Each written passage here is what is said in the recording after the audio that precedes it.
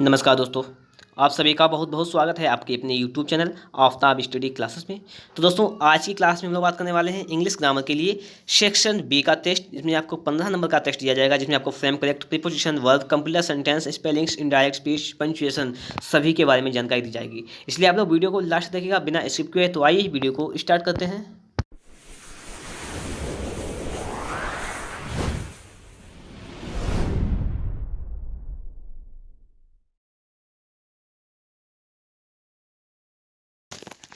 तो देखिएगा आपके सामने यहाँ पर लिखा हुआ है कि section B test marks 50 number. ठीक है, देखिएगा टेस्ट कौन सा ये होता है।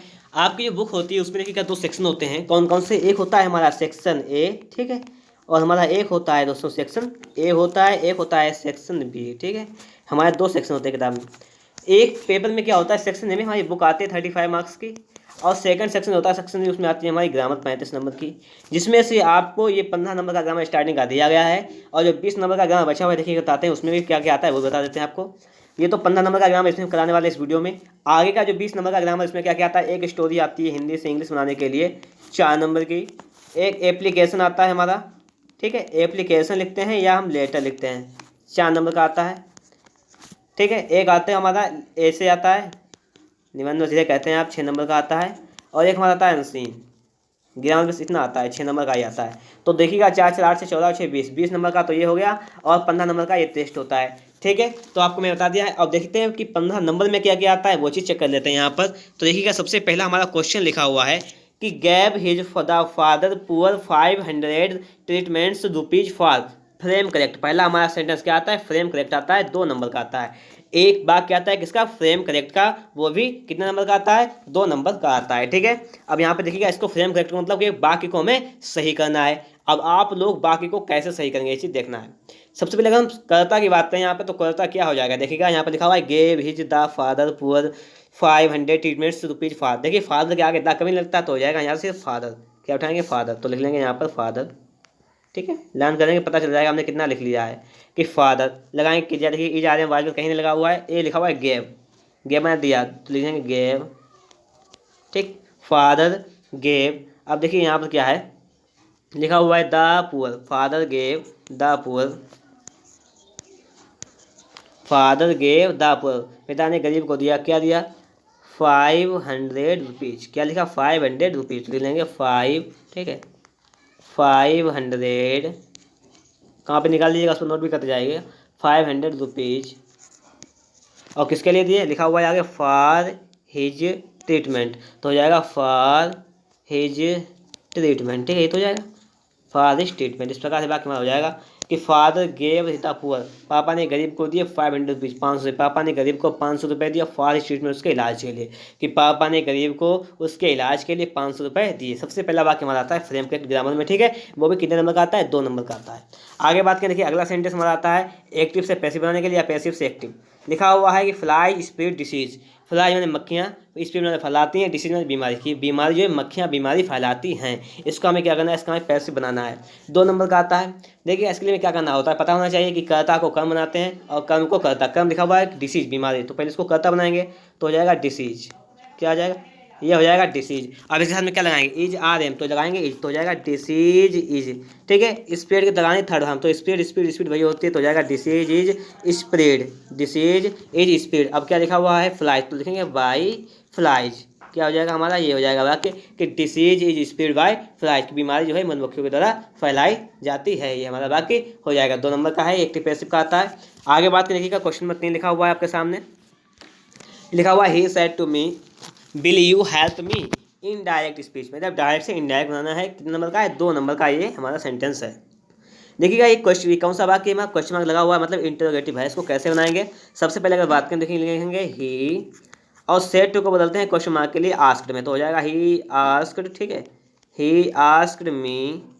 अब देखिए कामा, इन्वर्टेड कामा हटाने के लिए क्या लगाते हैं, अगर यहाँ पर कोई भी हेल्पिंग लगी हुई है तो लगाते हैं इफ़ या वेदर। ठीक है, तो आप इफ लगा लीजिएगा, तो हमारा हो जाएगा इफ़, तो हो जाएगा ही आस्क्ड मी इफ़। अब देखिएगा यहाँ पर जो लिखा हुआ है बी को हटाएगा आप, यू लिखा हुआ है सेकंड पर्सन को चेंज करते हैं। एक नियम पता होना चाहिए 123/सन कि फर्स्ट पर्सन को चेंज करते हैं यहाँ पर किसके हिसाब, कर्ता के हिसाब से। सेकंड पर्सन को ऑब्जेक्ट मतलब कर्म के हिसाब से चेंज करते हैं। अब सेकंड पर्सन यू को हिसाब से चेंज करेंगे मी के हिसाब से, तो क्या हो जाएगा कर्ता, तो हो जाएगा हमारा क्या हो जाएगा यहाँ पर हो जाएगा आई।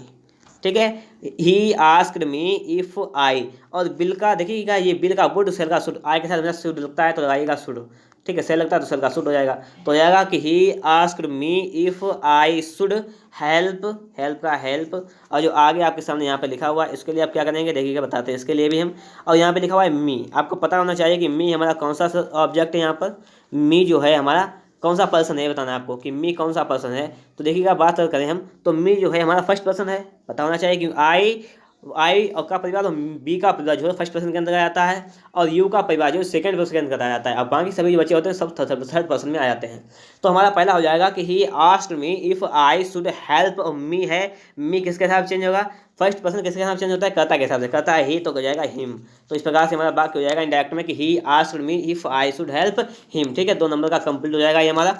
आगे बात देखिए, अगले बात ये वर्ब भरने के लिए कंप्लीट वर्ब करनी होती है 2 नंबर की। लिखा हुआ है my father had to go tomorrow. देखिएगा यहाँ पे टुमारो लिखा हुआ है, क्रिया दी गई आपको गो।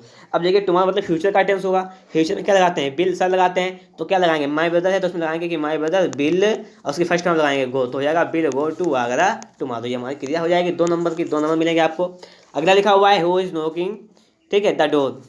लिखा हुआ है इन एट, ऑन प्रीपोजिशन बनना है, यहाँ पे क्या है प्रीपोजिशन आता है 2 नंबर का। क्या करना है, देखिए नॉक के बाद हमेशा आता है एट, ठीक, एट का प्रयोग होता है, तो हो जाएगा he is knocking at the door. ठीक है, हु इज नॉकिंग, कौन, who is knocking at the door मतलब दरवाजा कौन खटखटा रहा है, ये हो जाएगा। याद कीजिए नॉक के बाद क्या आता है, हमेशा एट का प्रयोग होता है। आगे हम बात करें, देखिए क्वेश्चन में 6 लिखा हुआ है, कह रहा है कि वर्क हार्ड लेस्ट डाटा लिखा कंप्लीट रखने, बाकी को पूरा करना है, मतलब कठिन परिश्रम करो। लेस्ट में होता है कहीं ऐसा ना हो, कठिन परिश्रम करो कहीं ऐसा ना हो, क्या कि तुम फेल हो जाओ, तो क्या हो जाएगा यू शुड फेल। तो ये वाक्य हमारा कंप्लीट हो जाएगा कि कठिन परिश्रम करो कि कहीं ऐसा ना हो कि तुम फेल हो जाओ। अब देखिए लेस्ट के बाद हमेशा क्रिया कौन सी आती है, शुड आती है, आपको याद कीजिएगा, आगे कंपटीशन में भी बहुत ही इंपॉर्टेंस रहेगा इसका कि लेस्ट के बाद कौन सी हमारी वर्ब आती है, तो देखिए ये आती है शुड का प्रयोग होता है। ठीक है, हेल्पिंग वर्ब शुड। तो आगे देखिए अगर बात करें तो आपके यहाँ पर 12 नंबर कंप्लीट हुए हैं। आगे का बात करें, देखिए लिखा हुआ है स्पेलिंग, कंप्लीट द स्पेलिंग्स लिखी हुई है। ठीक है, आधे नंबर की 2 स्पेलिंग्स आती है, मतलब 1 नंबर की आती है। पहली स्पेलिंग कौन सी हो जाएगी वो हमें बताना है। पहली स्पेलिंग यहाँ पर भरना है आपको, और यहाँ पर भी भरना है, 2 जगह भरना ही है। ठीक है, आगे का बात करें, देखिए सेकंड स्पेलिंग में भी, तो देखिए पहली स्पेलिंग आप हिसाब लगाइए कौन सी स्पेलिंग है लिखी हुई है, इसको देखने का है। सबसे पहले बात करें, लिखा हुआ है कलेक्टर, देखिएगा COLLECTOR कलेक्टर। ठीक है, क्या हो जाएगा COLLECTOR,